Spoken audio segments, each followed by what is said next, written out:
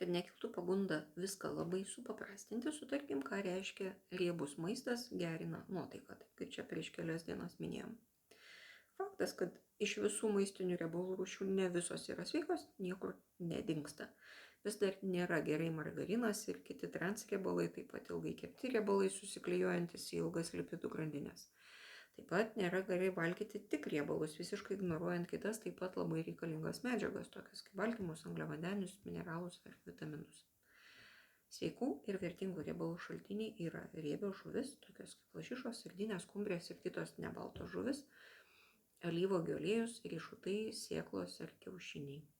Taip pat svarbu ir paruošimo būdas, nes ilgas apdorojimas aukštoje temperatūroje dažniausiai neigiamai veikia vertingų riebalų kokybę. Todėl geriau galvokim apie neskrudintus ir negruzdintus variantus.